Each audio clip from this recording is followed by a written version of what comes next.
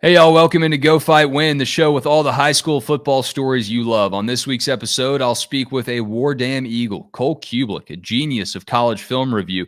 But before he learned how to play and do all that film study at Auburn, he had a remarkable high school career in Birmingham, Alabama, and Cole has some stories to share. You don't want to miss that. Plus, a listener-submitted story about the time his high school football coach installed an entirely new offense at a highway rest station just hours before kickoff. A questionable strategy. We'll see how it worked out for him. Plus, an assortment of the greatest high school football headlines from around the country, including SpyGate with a coach's wife and the quarterback's mom, a brawl at a rivalry in Washington State known as the Fish Bowl, and a Texas high school football field that still has a bone to pick decades after it was built upon a burial ground. Pretty spooky stuff. It's time for Go Fight Win. Huddle up!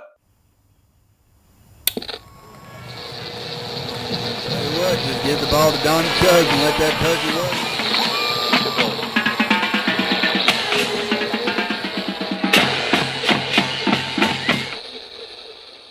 run. Episode 8 of Go Fight Win. What a time to listen to high school football stories. It is October. It's crisp. Things are getting spooky. And we are still committed to going and fighting and winning right here on Go Fight Win. I'm your host, Wes Blankenship, and I invite you to hit subscribe.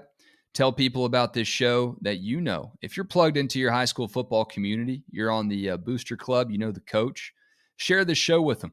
Help us grow it with the people who actually live this stuff day in and day out as we continue to grow. We got a loyal audience here, and that is all I could hope for and all I could ask for.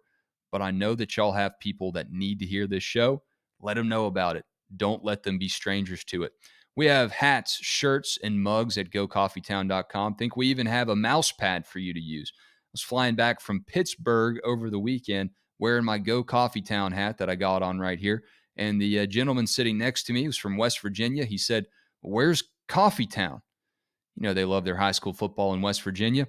Told him all about it, and he may just be listening to this week's episode. Welcome, sir. Welcome to everyone from the state of West Virginia and beyond.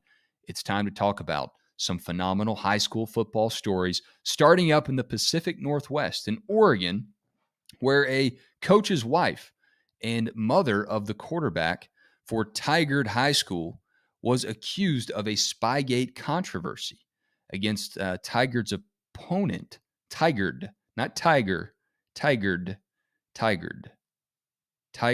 with a D on the end.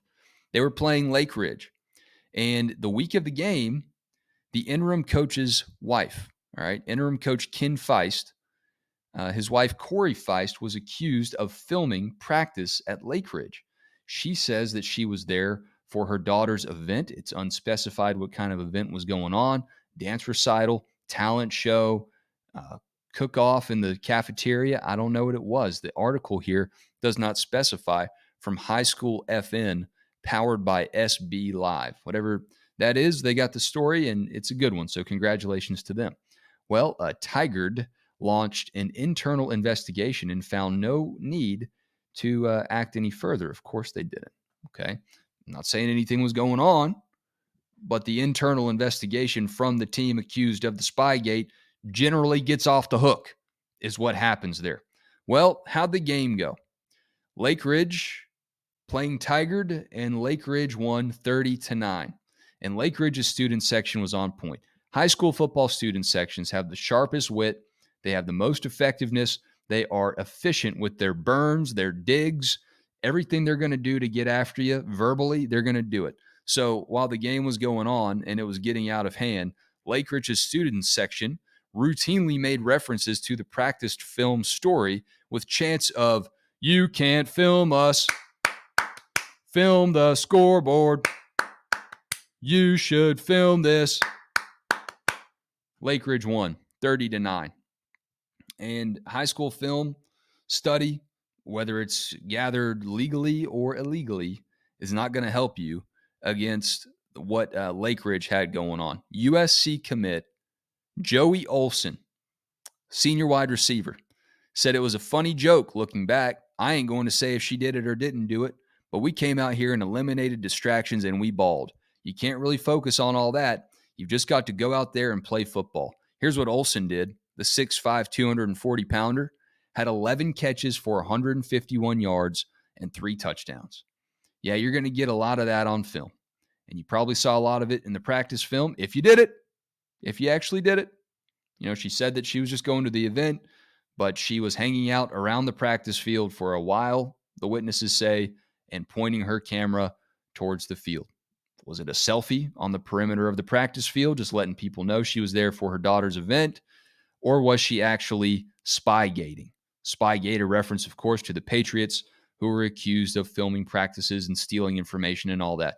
This stuff goes on, and it's only more difficult to eliminate it in this day and age of technology. I'm sure people have had to take down some drones.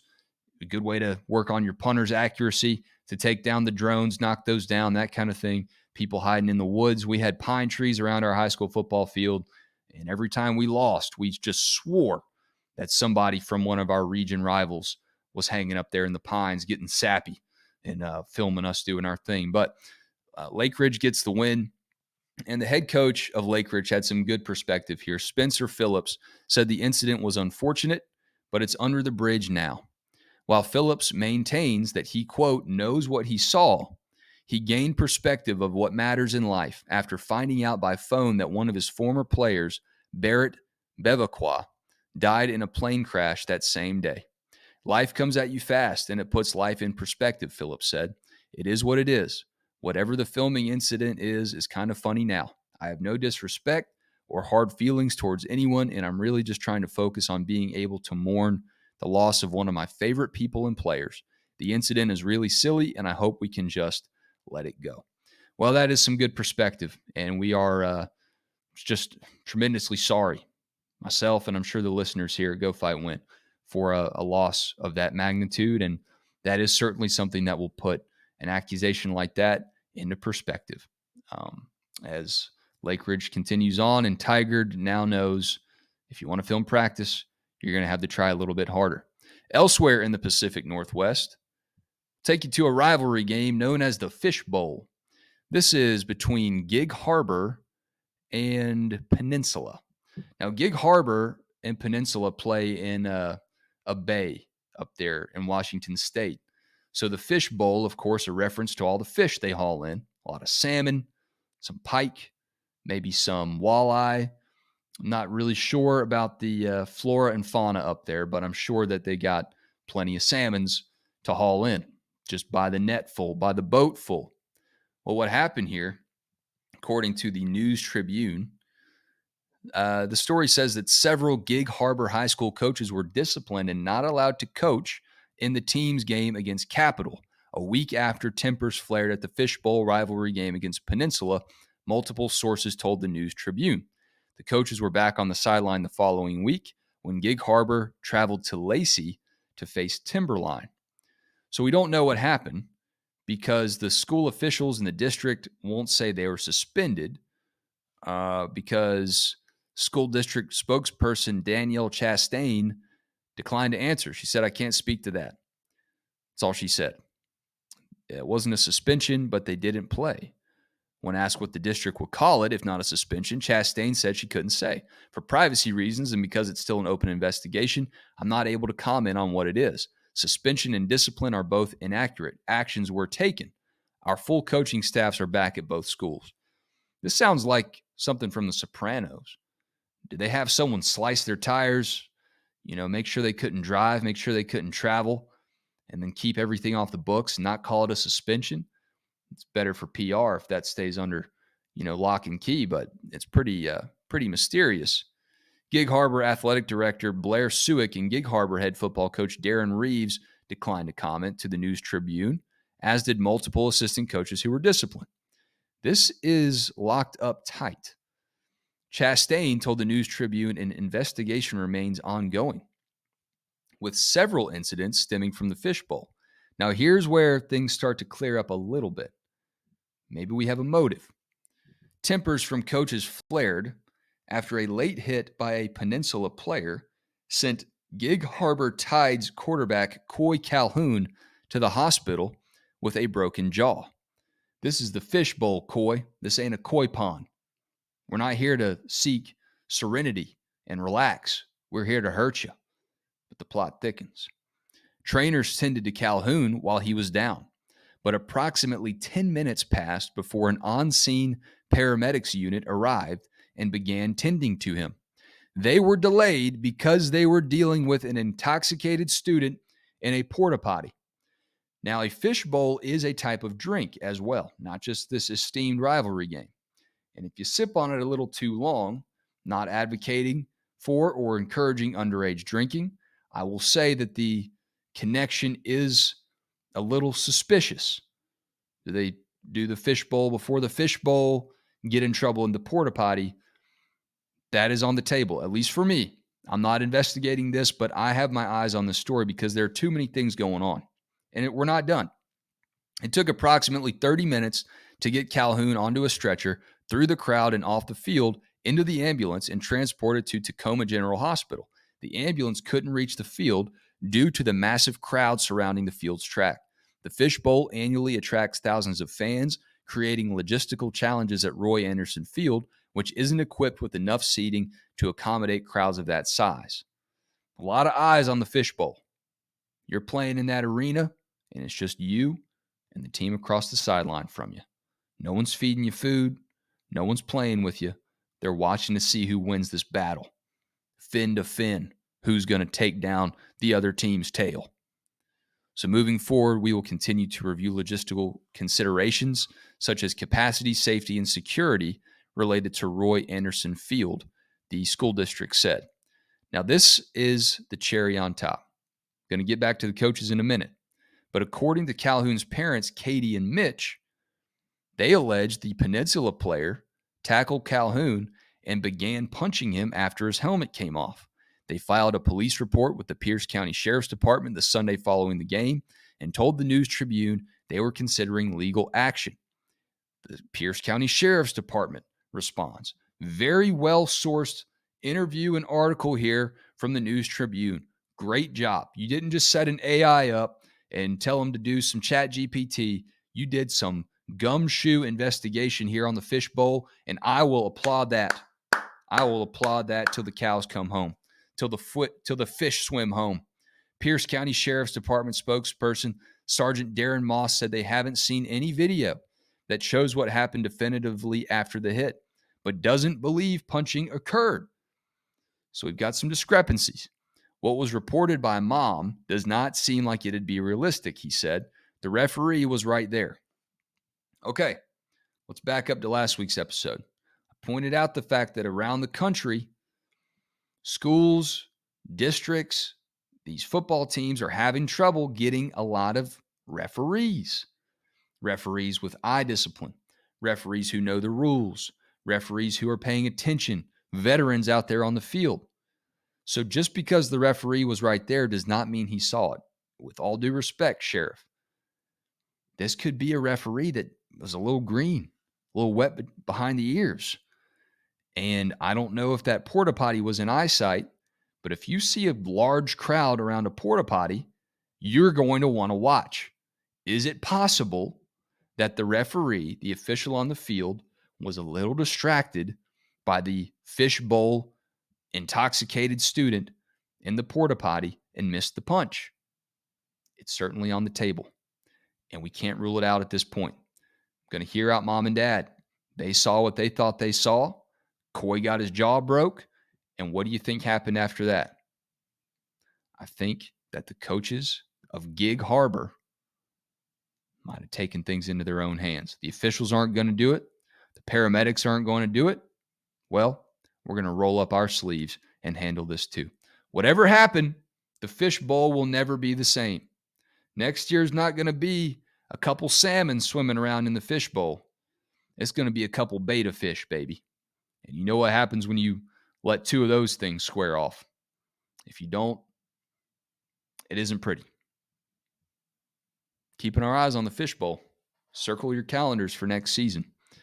All right, heading south and east from the Pacific Northwest. Compass is all screwed up. Going to Texas. This week is the week of Friday, October 13th. I was tagged in this story on Go Coffee Town on X. And I got to tell you, I've never heard of this before, but I'm spooked. The San Saba football team, according to bigcountryhomepage.com, Texas outlet that covers high school football, and they do a great job. San Saba's football stadium is full of history, and not just because of the memories made via the Friday night lights, but because the stadium once served as the town's cemetery.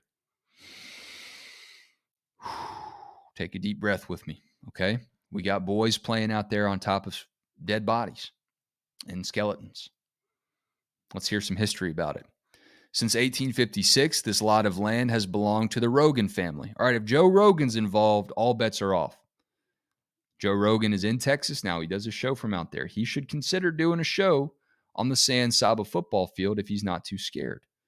No amount of UFC is going to protect you against the undead, okay? So strap up and go see what you can take on. See if you're ready for the challenge. San Saba does it half a football season every single year. Football field was once a graveyard for Civil War soldiers and early settlers up until 1878. That's a lot of people. When Commissioner's Court stopped all new burials. In 1935, San Saba was donated the land from the Rogan family. In that same year, the city set to remove all bodies, monuments, tombs, grave markers, shrubs, and trees. They wanted it all gone. And who could blame them? They got some new land. They want to repurpose it. They don't want bones under there. They don't want coffins. They don't want tombstones. That's unsightly. We don't need this when we put in a high school football stadium in a couple decades here. According to Ronnie Schultz, San Saba high school football coach at the time of the interview here, some of these bodies were not removed due to not having family members to claim them. Most of these people now rest in city cemetery. Schultz learned this from a past friend named James. Only has one name, knows all the details about the San Saba graveyard. Here's what James said. He said that he remembers the bulldozers coming in to clear the land. Hold on. James is old enough to remember the cemetery being cleared out, which happened in 1935. Were there bulldozers there? Or is James a spirit who roams the field and saw bulldozers there at a later date? Not sure, but I'm going to continue. A few of the body's remains didn't get claimed, so they just bulldozed the tombstones in and left them there. There wasn't many, Schultz recalled. Before the land was cleared, the city had reached out to the families of 18 to 25 gravestones and asked for them to relocate the bodies. Not everyone claimed these markers, and it is not known how many remain today. It used to be used as a fairgrounds. People didn't keep up with it. San Saba took it over, and it eventually became a football stadium. Well, you can't help it. You kind of have that feeling, especially if you're on the graveyard on Halloween or Friday the 13th, knowing that there's actually remains of San Saba city citizens under us. We're the only ones that can say we built our local football stadium on a legitimate graveyard, said Lackey. Don't know if you can corroborate that. I'm sure there have to be at least a handful of other ones buried on graveyards, whether they're legitimate or illegitimate, Coach, but I see where you're coming from. Today, many citizens have called the stadium the graveyard and have hung up signs. Many stories have spread about this unique place, although it is hard to tell which ones are facts and which ones are myths.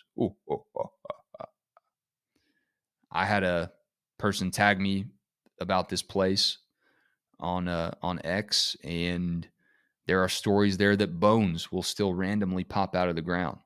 And that's the kind of home field advantage that every team is looking for. You're trying to run free, break for daylight, you got good blocking, and then boom, 5 bony fingers reach up and take you down by the shoelaces.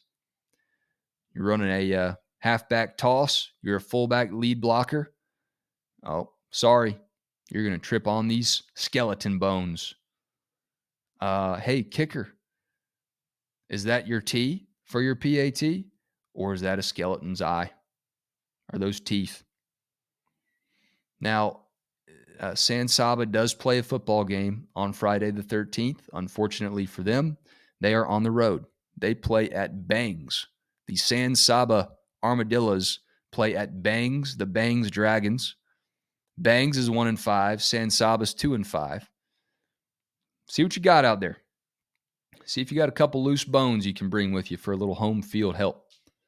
And see if Bangs is ready for that Friday the 13th express of the San Saba Armadillo Graveyard. It travels. All right, coming up, we have a story from a real listener about the time their coach tried to install a brand new offense at a highway rest station hours before kickoff.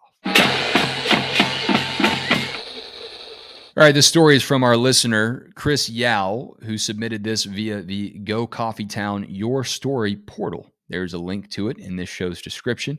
You can share yours on Go Coffee Town on X or Instagram, DM us, or share it with the portal like Chris Yao did if you got a little bit of a longer story.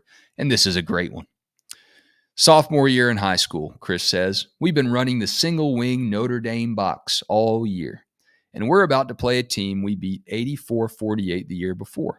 I won't break down the intricacies of the single wing Notre Dame box, but it's old school offense. And it is not a simple thing to prepare for. Clearly, when you win 84-48, you want to go on the way to the game and just kind of dance with what brung you. Well, that's not what Chris's coach did. We're on the way to the game in all caps, Chris says. And our coach, a former All-American at Auburn, he's not throwing him under the bus, but the bus did stop at a rest area on I-59 North. We all get out, and he puts in an entire new set, a brand new offense, the day of the game, at a rest station. You'll see a lot of things at a rest station. You'll see several out-of-order toilets, some domestic disputes, old bag of peanut M&Ms that's been in the vending machine for about 38 years, maybe some lovers meeting up for the first time, a whole lot of truckers taking a nap.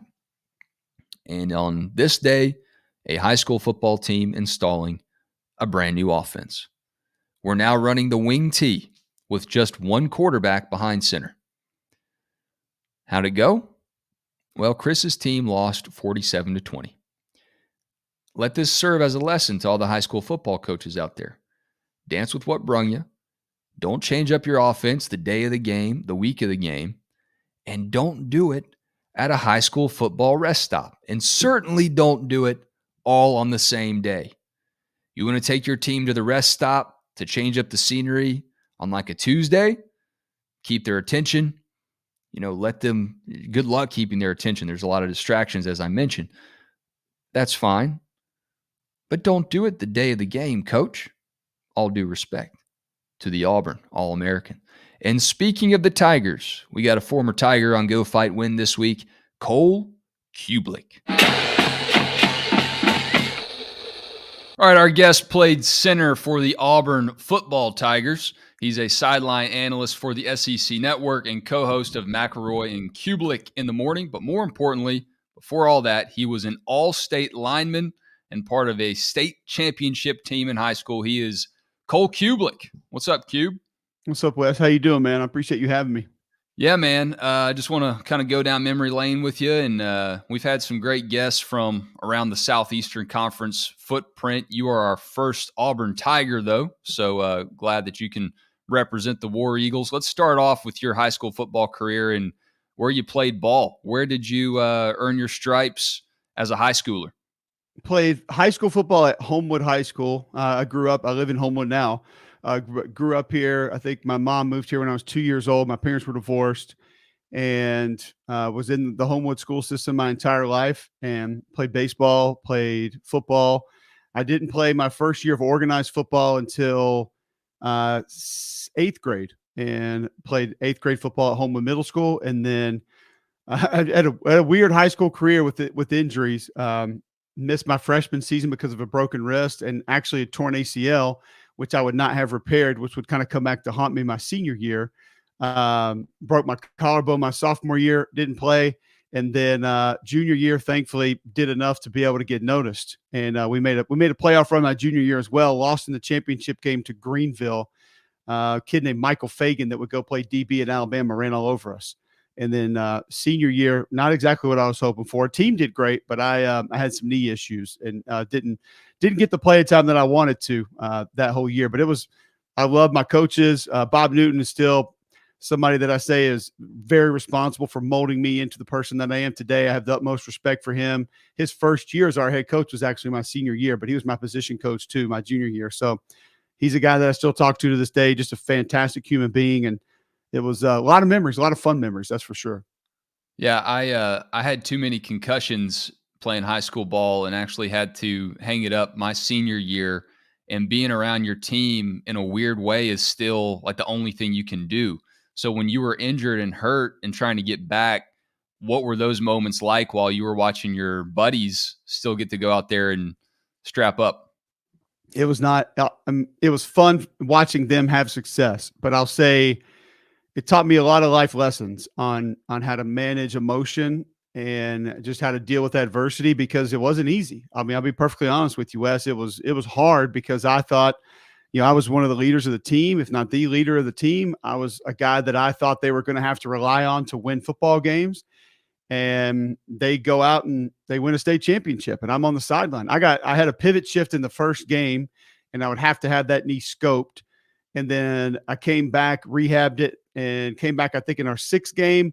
Same thing happened. I tried to block a punt like an idiot, and same thing happened again, and that was it. They said, we have to shut you down. I had ACL surgery on Halloween, in my senior year of high school, and missed the rest of the year. So I was so happy for those guys because I grew up with a lot of them. We played Little League baseball and, played middle school football and high school football together. Those are my guys, and I wanted them to have success. But there was another part of me that just felt like I'm supposed to be a big reason that we're doing this, and it hurt in a lot of ways. So it was a tough year, man. It really was. But thankfully, Terry Bowden and Auburn, Rodney Allison recruited me. They stuck by me, and I still got the scholarship offer to go play at Auburn.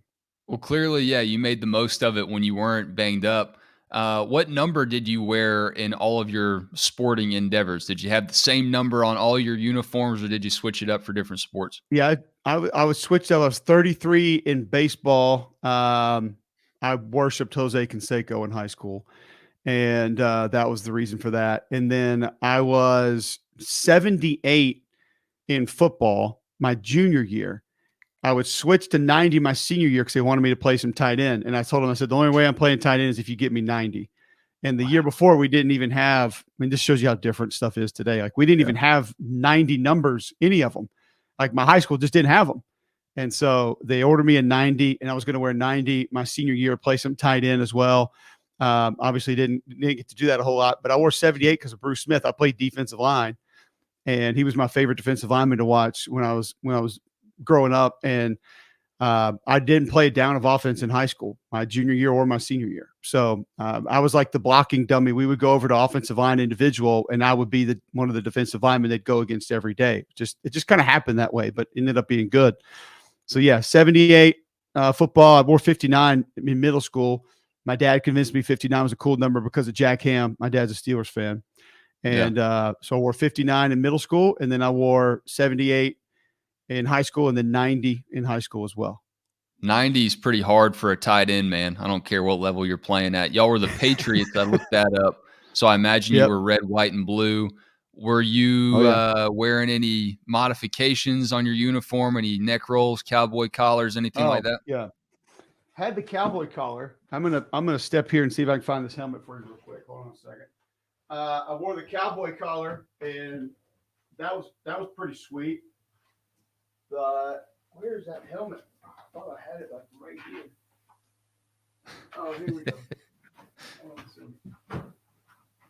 And I only do this because you say modifications. There it is. There's a good story behind this also, if I can actually get it out of this closet.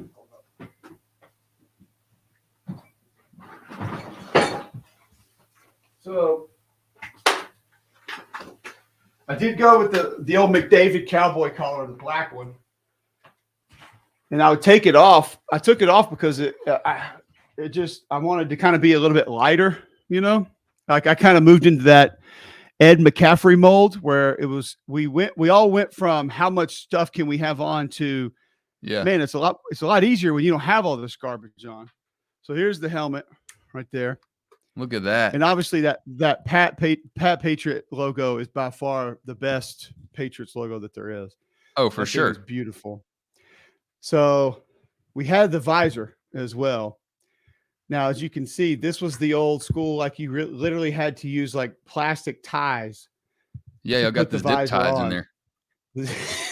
I'll tell you, had to hold it on. Now, I actually didn't play a full game with this on.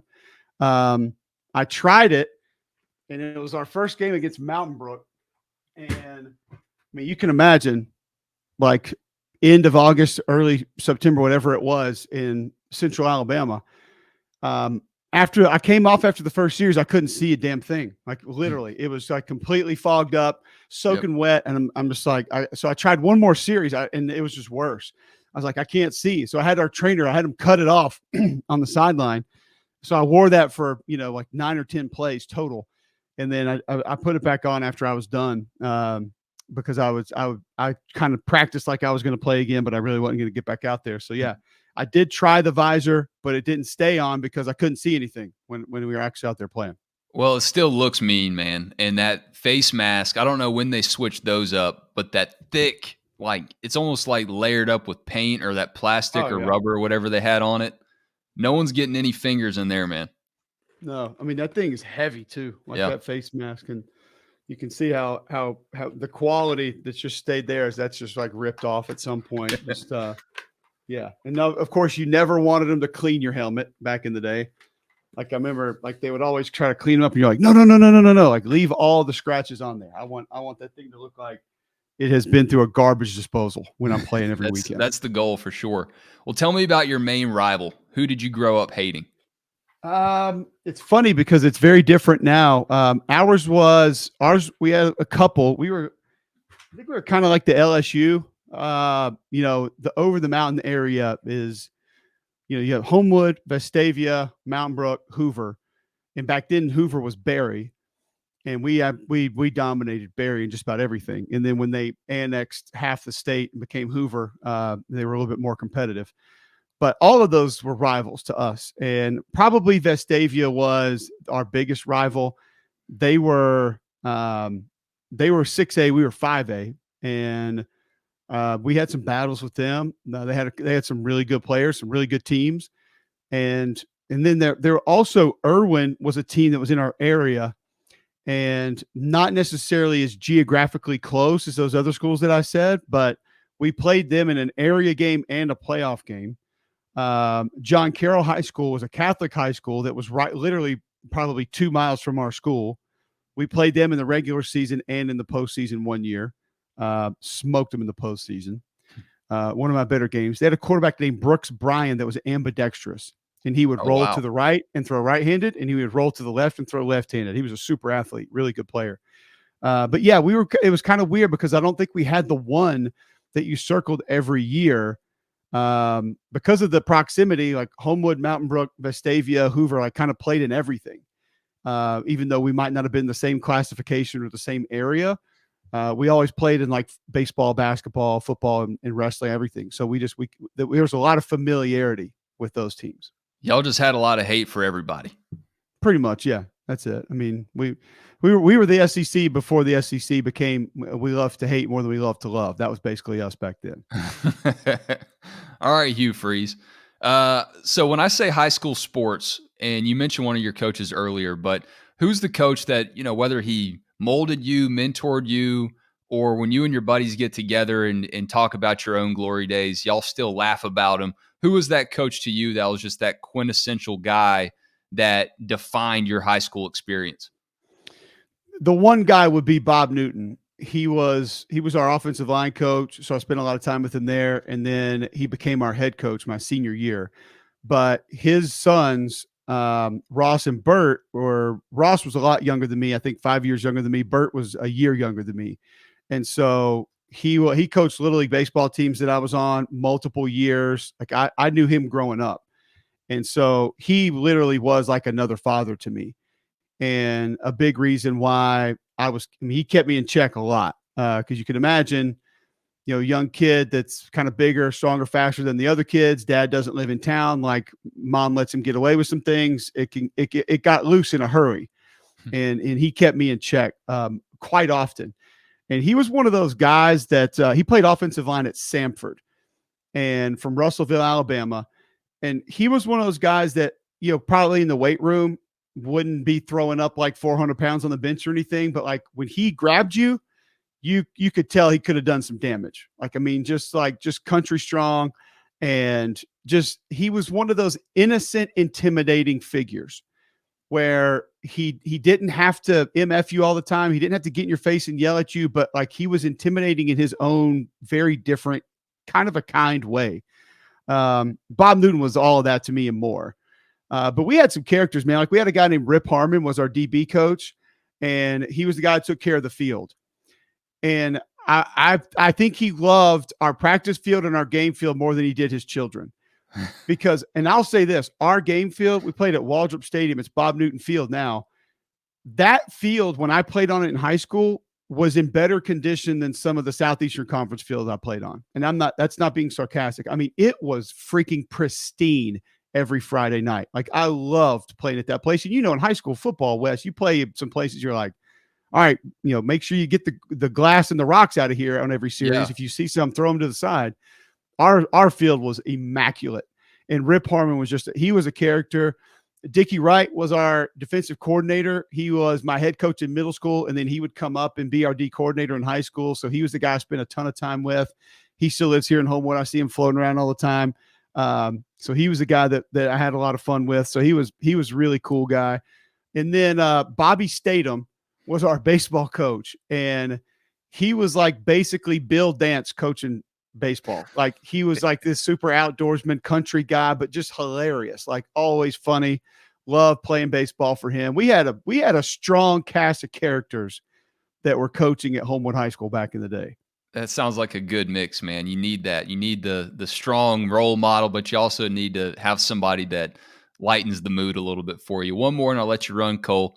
Always ask before we wrap up here, do you remember one or two or however many songs on your pregame playlist on your Walkman or CD player, whatever you had going back then, that would fire you up before your games?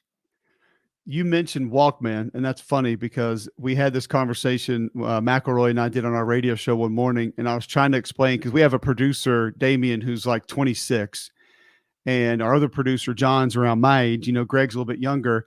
And I was trying to explain to them the difficulties of managing a Discman back in the day. And I had a 1980 Impala. I had a bench seat in the front, and I had towels that were strategically stacked up in the middle of the bench seat. And my buddy Jonathan Krosky, who lived in my apartment complex, he would ride to school with me every day. And it was usually Outkast, maybe a little bit of Wu-Tang Clan. And we had the Discman on the towels, and we had speed bumps in our apartment complex. So obviously you hit the speed bumps, it's skipping, and you're going to miss like 4 verses of the song. And it might be half the trip to high school before the thing came back on. And so I was trying to, because the conversation we had was like, what was the most life-changing technology alteration that you recall when you were growing up? And for me, it was the anti-skip protection. Like when that Discman Sport came out and you could sit there and shake it and it wouldn't skip. I mean, that's a life alteration right there, man. But that didn't come till college. But pregame, we probably had some AC/DC. There was some weird stuff that I like. Like I would listen to the Terminator 2 soundtrack. Dude, that soundtrack is pretty tough, though. Oh, so there's like 3 songs on there. Like the one where he lowers down into the lava. I mean, it's hard. And it's just like that kind of stuff got me cranked up back in the day. Probably some Ice Cube was on there. You get some Death Certificate. We would play we rolled with that one in high school, in college and high school. A little bit of Wu-Tang Clan later on. So yeah, those would have been my go-tos of a pregame. I'm ready to play right now. Cole, where can people find more Cole Cubelic? McElroy and Cubelic in the morning is 7 to 10 a.m. Central on jocksfm.com. You can get the app. Just search WJOX. Roman Harper and I do Read and React 6 p.m. Central Monday nights on the SEC Network. Thank you. And I'm on the Saturday night SEC Network broadcast. This weekend, we will be in Knoxville, South Carolina at Tennessee. And you can find my podcast every Sunday, Cube Show on YouTube, wherever you get your podcasts, at Cube Show 61 on YouTube. Please subscribe to that like that. We go through the film on Sundays, and I tell you what I saw from all the games. So thankfully, only 7 games this week, which is going to save me like 3 hours of film study. So it'd be nice. Hey, man, you're in a groove. You're in a rhythm right now. This is your time. So I appreciate it and appreciate you giving some of it to Go Fight Win, man. No, I appreciate you having me. This is really cool what you're doing because just having this conversation with you brought back so many fun memories. It's I think it's the best part of a lot of our lives and will be, and it's just amazing. Much obliged, Cole Cubelic. I respect that man. He knows his stuff when it comes to college football, and he has a great high school football story to share. Talented dude, but had to learn about perspective, not getting able to play every single time. There's a lot of that in life, and you learn a lot of life lessons in high school football. Sometimes you learn some extreme ones, like watch out for coach's wife if she's got a cell phone, or you might have a broken jaw, but sorry, we got to tend to the drunk kid in the porta-potty, or we're playing on a haunted field, or we're learning a new offense at a rest stop. That's the kind of stories we like to share here on Go Fight Win. I hope that you enjoy listening to them, and I hope that you have some that you're willing to share. And please continue to share this show with your loved ones, those you respect and admire in your high school football lives as well. Go Fight Win drops every Thursday on every platform that exists other than a walkie-talkie. It's there for you. Audio only, video only. And if you're listening, there's a link to all the things that I spoke about today so you can get a visual on it as well. We do a lot for our listeners here at Go Fight Win, and that will continue as this show continues to grow, Lord willing. Y'all have a great week. Be careful. It's Friday the 13th. Don't find yourself on a haunted football field after the lights go out. Peace.